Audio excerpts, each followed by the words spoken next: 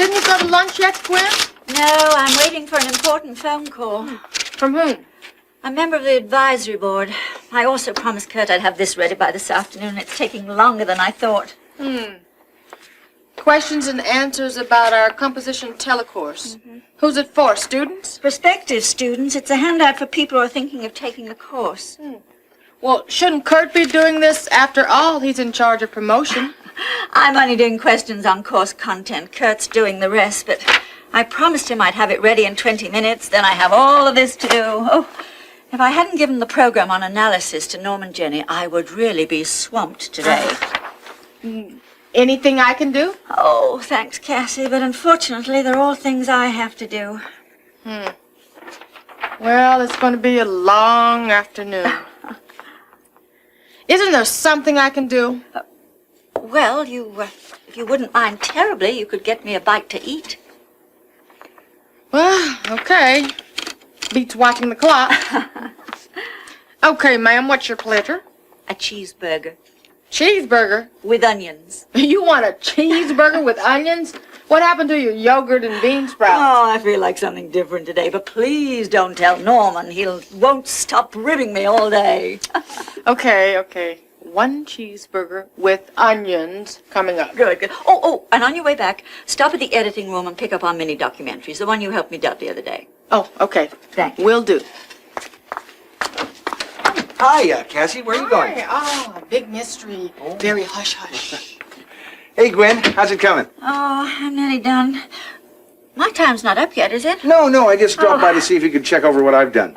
Well, I really... I proofed it, Gwen, twice. And I think it's correct, but I just want to make sure it's clear, you know? All right. I'll have a look at it, but I can't do any rewriting for you. I'm still working on my part of the handout. Well, that's fair enough. I'll come back about 1:30. No, wait a minute. Well, what's the matter? Well, the answer to this question. Is the telecourse for me? Let's see. This telecourse is for anyone who wants to perfect his or her composition skills. For anyone who wants college credit in freshman English. Well, what's the matter with that? It's too vague, too general. You need to be much more specific about who should take the course, who will benefit from it. You're right. Of course. Look, I'll take this back to my office and work on it there. Okay. And you can keep the rest. I'll look these Thanks, over. Gwen. Okay. Oh, hi, Norm. How you going? It's impossible. It's just impossible. Gwen, it's just impossible.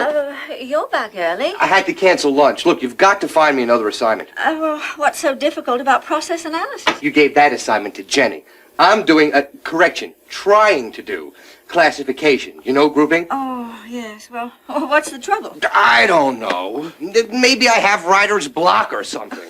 Whatever. I've been at this since yesterday, and I still can't get a handle on it. Oh, Norman, I know this is a hard lesson, but it's also a terribly important one. I know that. We've been telling our students that they can't write without thinking, and analysis is a fundamental thinking tool. I know that, too. To understand something, anything, you have to be able to break it apart, put it into groups, analyze it. Classifying is a way to do that. I know all that, Gwen, and I agree, but I'm still... Gwen, I'm stuck. I need help. Hey, I was here before you. Oh, yeah? Yeah. What's the matter, Jenny? My assignment, I'm getting nowhere with it. Process analysis? That's what's giving you a hard time? And comparisons, and yes, it's giving me a hard time. I should have it so easy.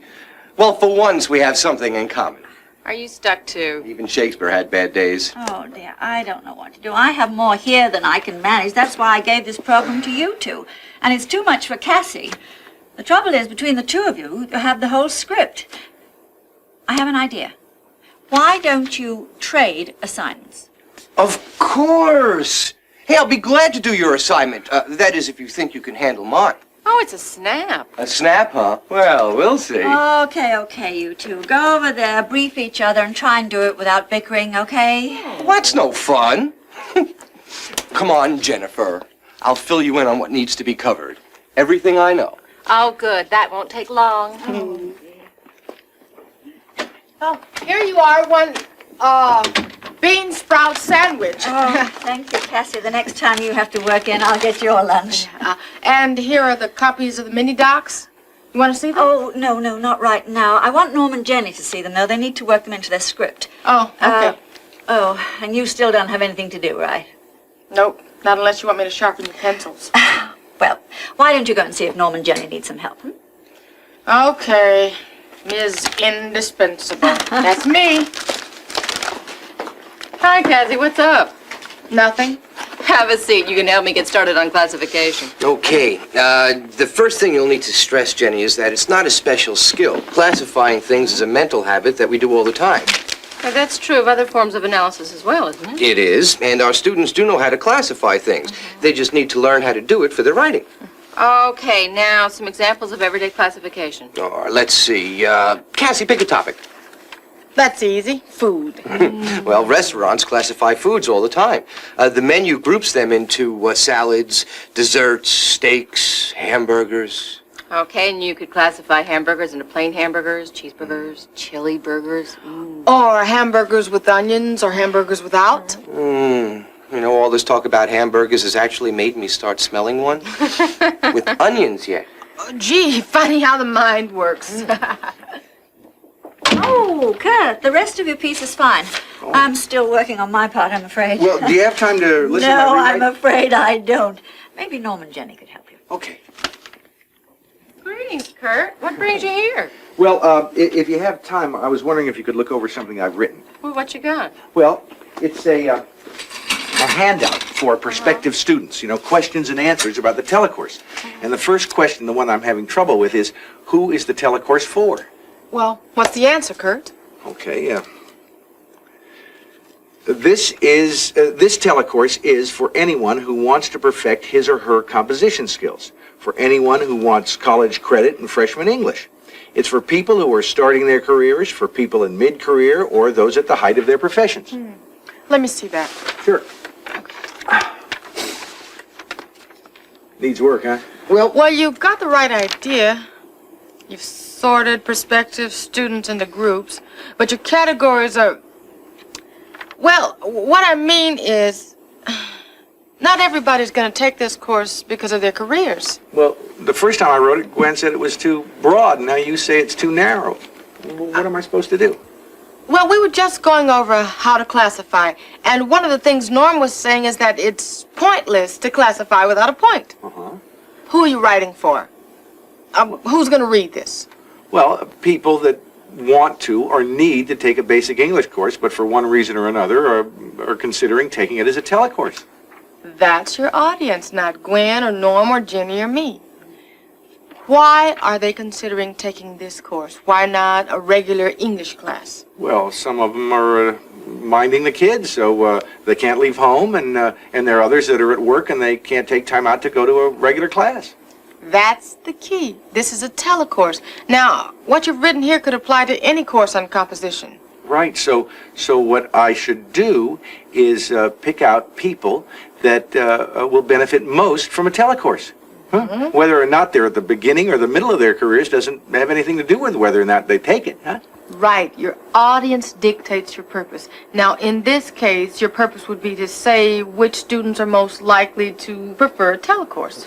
Well, that's so obvious. Why didn't I come up with that? Well, sometimes we're too close to what we know. Yeah, well, this is something I know. Let me see that. Now, how can I change my opening? Don't. Still applies. You may be classifying your audience differently, but whatever group you sort them into, they still have one thing in common. Yeah, they need to learn to write better. All right. Now, if you can't leave your home during regular class hours, can't leave your job during regular class hours. Oh, hey, I'll leave you folks and let you get Oh, back. no, that's all right. Kurt, stay here and finish it. You know, what you're doing is sort of interesting. It's a perfect example of how to classify things. If you say so, it really helps me a lot. What other reasons do people have for taking this course? Well, most people have more than one. Of course, all the reasons fall into certain categories. Well, some people don't live near a college or a school, so they might be worried about spending gas and time to get to class. That could be reason number 3. Right. Okay. If you want to save drive time and gas money... What about the independent study people? Hey, that's the other main reason, huh? If you prefer to work alone, Hey, I think I can take it from there. Thanks, everybody. You especially, Cassie. That's all right. Oh, Kurt. Yeah. I finally finished. Oh, terrific, Gwen. You'd better look it over. Well, I'll do it down in my office. Okay, thanks. Well done, Cassie. You're turning into a real pro. You mean my helping Kurt? Uh-huh. Well, thanks. He would have figured it out sooner or later, though. Maybe, but thanks to you, we got it sooner. Well, I could do with some coffee. How about you two? Oh, yeah, thanks. I'd love Please. some. Okay. Okay, Norm, what else do I need to know about classification? Just be sure to emphasize that grouping can be simple or sophisticated, but it has to have a purpose. And how you decide to group depends on who your audience is and what you want to say to them. And so I'll give you all my notes, too. Any questions? No, it all seems plain enough. In fact, I'm surprised you had trouble with it. Now that you mention it, so am I. It's a lot clearer now than it was this morning. Now, what about my mini documentary? There isn't any. That's part of the thing that had me stumped. Oh, how come? Well, we need to illustrate the process of classification in real life so our students will realize that things don't just sort themselves into categories. It's a mental process. And what we need is a physical demonstration of it. Well, what about the categories in a bookstore? Books are broken into mysteries, health, humor, and so on. No. The problem with that is people are too used to those divisions. We have to find something that isn't so obvious.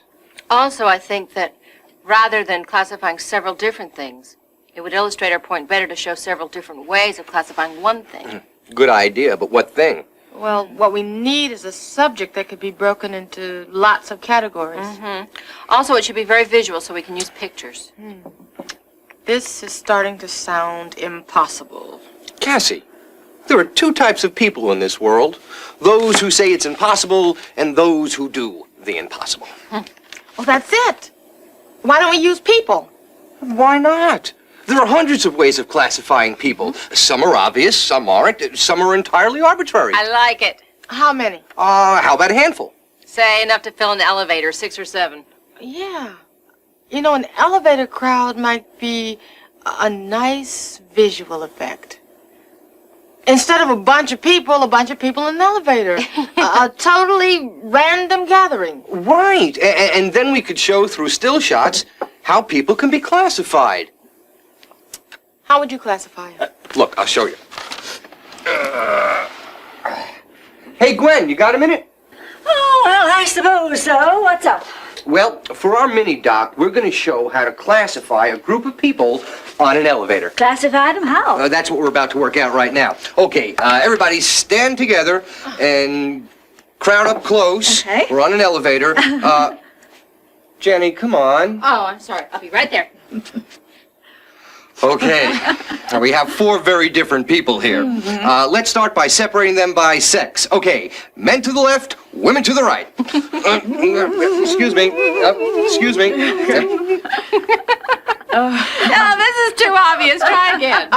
How about everyone using eyeglasses to one side and everybody not to the other side? Okay. Excuse me. With a separate category for those who wear contact lenses. What next? How about those that voted in the city elections? Oh, those who didn't. Right, non-voters over here and those that voted over there. Here we go. Uh-huh. Well, I'm sorry. I was out of town. Yeah, I was busy with the kids. Well, that's enough. What do you think, Gwen? You think it'll make a mini doc? Without a doubt, it not only shows groups, it shows varieties in groups. But I think I better get back to work and get off this elevator. Okay, there you go. You've got your mini-doc for classification. Now all you've got to do is find an elevator and shoot it.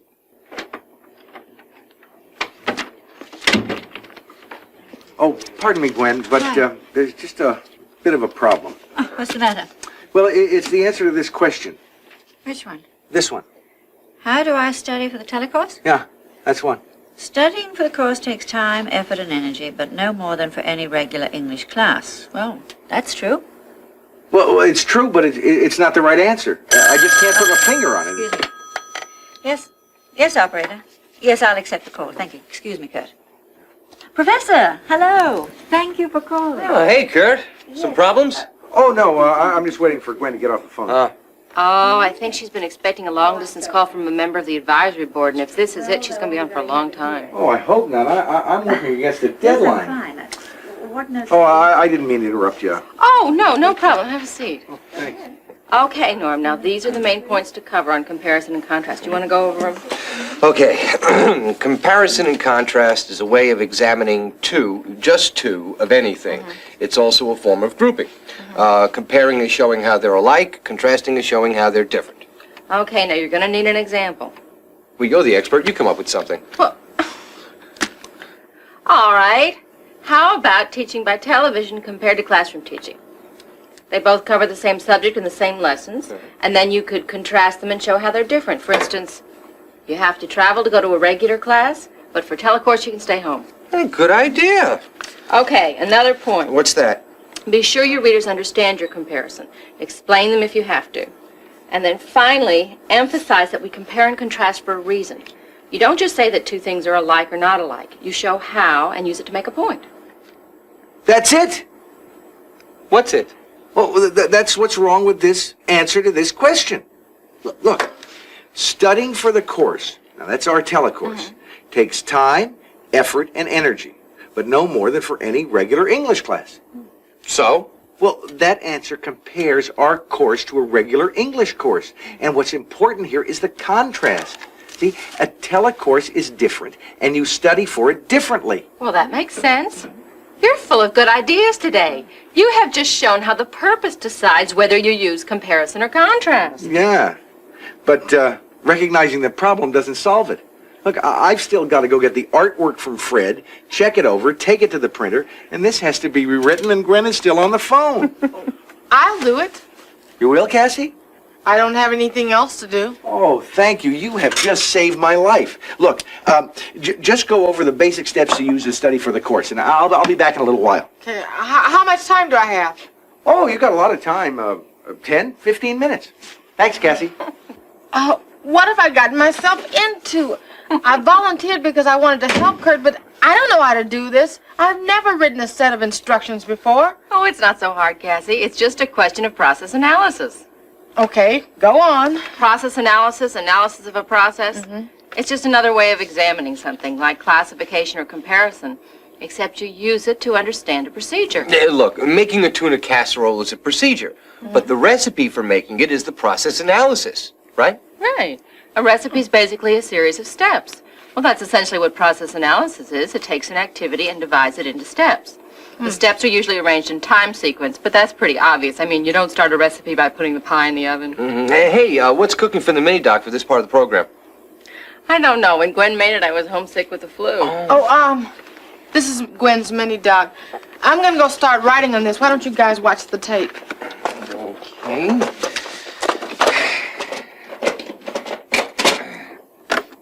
Ready? Yeah, let's see it. Process analysis is a way of describing how to do something or how something is done. It can be informative, such as how a state legislature makes a bill into a law, or it can be instructive, such as how to make a cake. Basically, process analysis is breaking what we perceive as one action into several smaller actions. Here's how it works. First and most important, be sure you understand the process. You can't explain anything unless you know what you're talking about. Second, break the process into its main steps, as many as it takes to give a complete picture. Third, define the steps.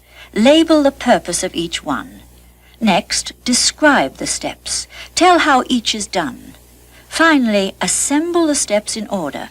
Go over them to make sure you haven't left anything out. The process we're going to analyze is changing a tire. Probably you already know how to do it. But how would you explain it to someone who didn't? By breaking the process into steps, defining the steps, and describing each one. Right, go ahead. The first step is to take out the tools, jack, and spare tire. Simple enough. Go on. Step 2 is loosen the lug nuts. Step 3 Oh, is... wait a minute. You can't get to the lug nuts unless you've pried off the hubcap. That's obvious. Ah, to you maybe, but not necessarily to your audience. Step 2, then, is to use a crowbar to pry off the hubcap. Step 3 is loosen the lug nuts. What are the lug nuts? How do you loosen them? Be sure to fully describe each action. The lug nuts are the bolts that hold the wheel to the car. To loosen them, take the lug wrench, fit it over each one, and twist counterclockwise. Do you take them off? Not yet. Always be sure your meaning is clear. Place the jack under the car and pump the lever on the jack. Why? To raise the car off the ground. Don't forget to define each action. The purpose of step 4 is to raise the car, but don't assume your audience will know unless you tell them. There are 6 other steps to changing a tire, or 16, or 60, or as many as you need to fully explain the process. The rules for clear explanation are simple. Understand the process. Break it into steps. Define each step. Describe each step fully. Organize the steps in order. Do these, and you can explain how to do anything. I like it. Yeah, it really illustrates the steps in process analysis. Well, what have you come up with, Cassie? Well, what I did was to ask myself, if I were to take this course, how would I go about studying for it? And I just wrote down everything that occurred to me. Great, let's hear it. Okay. First, I'd watch the program. Also, I would read the textbook. That is the part of it that had to do with this particular lesson. And if there's a written assignment for the lesson, I'd do that too. Okay, go on. There's also a study guide, which you really should use to get the most out of the course. So what I would do is read the learning objectives and the focus questions. And then after I had watched the program, I would answer as many of the focus questions as I could. See, that would tell me what I had learned and what I hadn't. All right. Now the next thing. I almost forgot there's an overview. See, each lesson in the study guide has an overview, an introduction. I'd read that too. Now you've mentioned all the steps, but they're all kind of jumbled up. So what you need to do is to sort them out in sequence. All right. Let's see. My first step would be to watch the program. No, that's not right. First, I want to get an idea of what I'm supposed to learn. Good. Go on. So I'd go to the study guide and read the overview first, and that would give me an idea of what the whole lesson is about.